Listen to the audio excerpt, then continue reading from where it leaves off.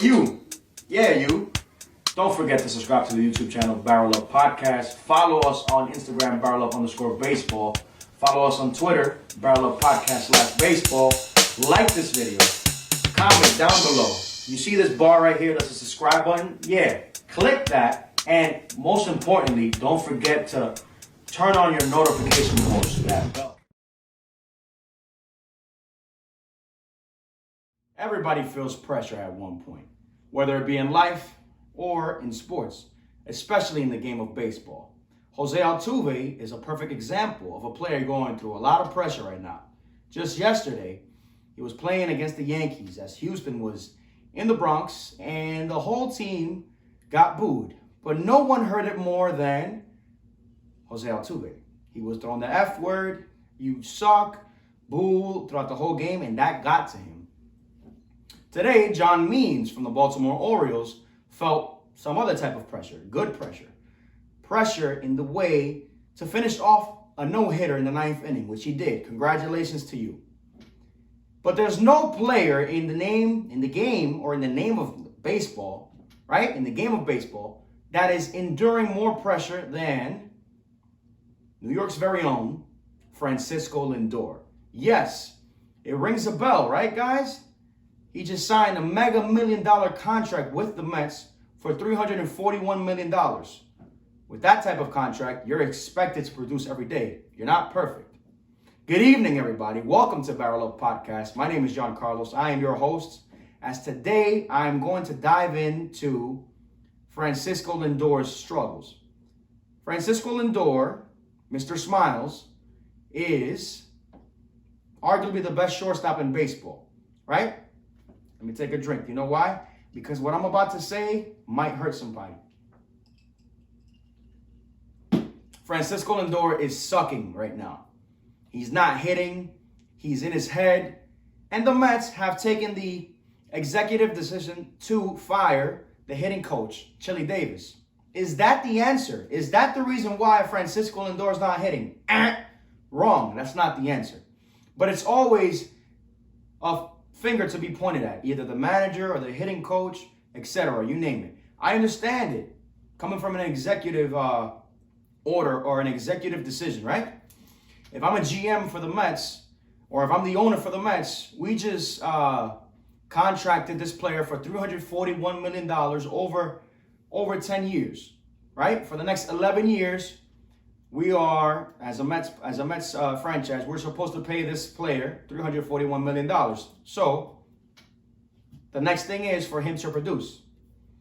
Right now, he's not producing. He's not hitting. He's looking atrocious at the plate. A guy that's very known for his bat skills, for his speed, for his glove, an all-around player. One of his tools is not playing out. Francisco Lindor is posting up an average of 163. He has 86 at-bats, only 14 hits in 24 games, 13 bases on balls, 14 strikeouts, 1 home run, 3 RBIs, 10 runs, right? Not likely to see him struggling throughout the whole year. Right now, it sucks to see him struggling. But I think that the pressure is getting to him, and is getting to him in a big way. This can hinder him down the line if he doesn't correct it now. Why is it so tough to play in New York? Well, we have the toughest fans. Let me explain that.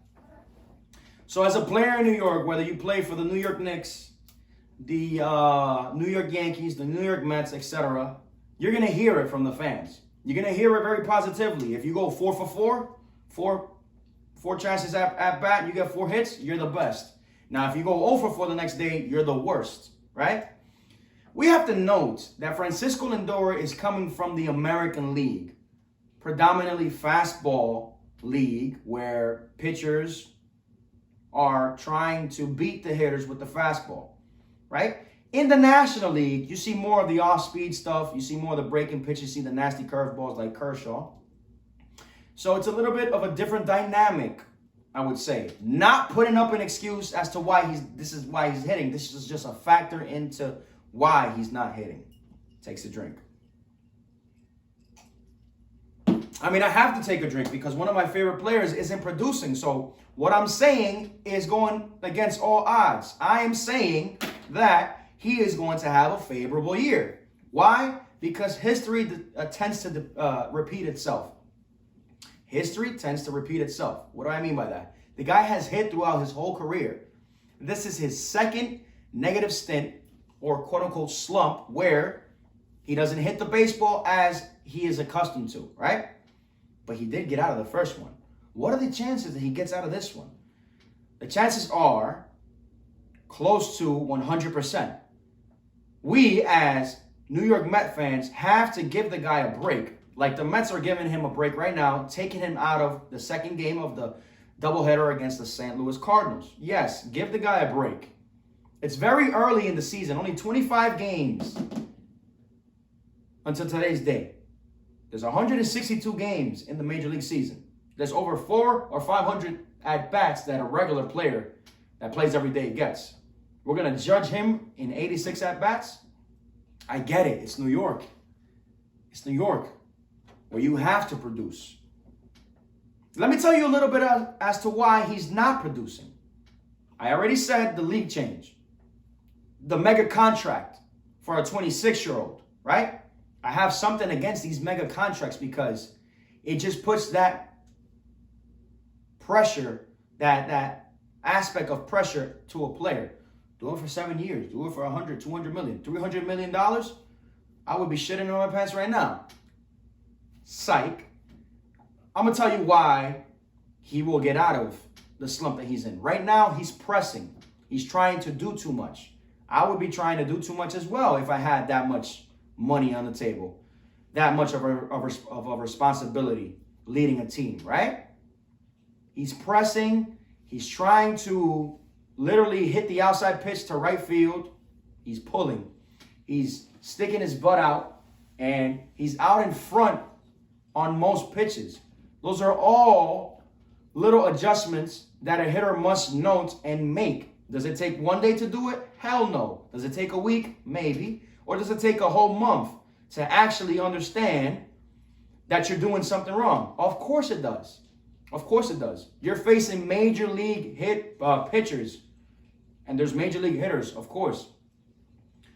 But I'm one to say that hitters are at a more of a disadvantage than a pitcher. You have less than a second to decide if you're going to swing or not. That doesn't mean he can't hit. It just means that the odds are not in his favor. But as history tends to repeat itself, he will hit. He will get out of this slump. I ask you, Mets fans, if he were hitting right now, if he were hitting for average, for power, would we still question him? Of course not. Are we going to still keep on questioning him after 86 at-bats? I hope not. Give him a break. He's going to come around. He's a franchise type of player. Hence the fact getting more money than Tatis. Tatis has shown who he is in 2 years. Francisco Lindor has shown who he is for the last 7 years. Take it easy. The Mets have committed a big mistake in letting Chili Davis, the hitting coach, go. Right? As you can see, he is predominantly the only hitter in the Mets lineup that's not hitting for average. Everybody else is putting it together. The Mets have, for years, committed very, very bad mistakes in letting players go and coaching staff go. Let's rewind, to the 2015 season when the Mets made it to the World Series. Who was their hitting coach? Kevin Long. Kevin Long was their hitting coach. What happens after the next year? He gets fired. Chili Davis has been the hitting coach ever since. The Mets as a team have a great average. What happens? Lindor's not hitting, he gets fired. It's not a hitting coach that's going to stand in the batter's box and hit for the hitter. It's about making adjustments. The hitting coach can only take you so far. You have to give Francisco Lindor a break. Stop putting so much pressure on the guy, and maybe he will hit. He's hit in the toughest league, which is the American League. It's only going to take him a little bit longer to hit in the National League. My piece of advice for Lindor: stick to your gap-to-gap hitting. Don't try to pull the ball as you're trying. You're just nubbing it out in front. Sit back, watch it, trust your hands as you always have. Francisco Lindor, you are the best shortstop in the game of baseball. What else is there to prove? That you can still do it, right? You can still do it, and you will still do it. Mets fans, take it easy. It's always easy for a fan that's in the stands to sit and criticize, oh, this player's not hitting, this player sucks. It's 162 games. It's a long season. When he does start hitting, I want to see what the Mets fans are going to say, what the baseball fans are going to say, because it's a prominent theme, topic, the one that I'm saying right now. Francisco Lindor keeps struggling. If you look at all the headlines in baseball, he's a prominent name.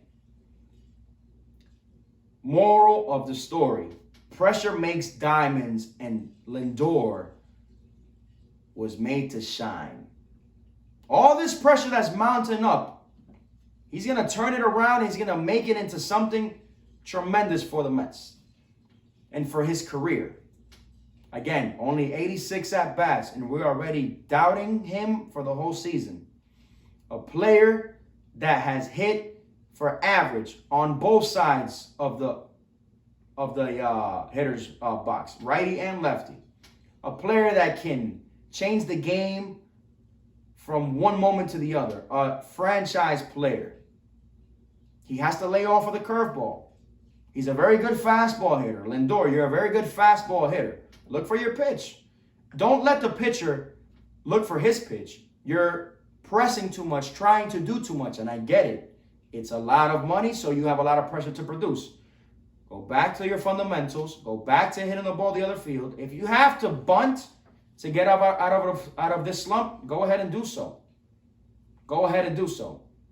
With that being said, guys, this is a short version of an episode. Don't forget to subscribe to the YouTube channel, BarrelUp Podcast. Follow us on Twitter, BarrelUp Podcast /baseball. Follow us on Instagram, BarrelUp _baseball. And like and share this video. Francisco Lindor, you're going to be okay.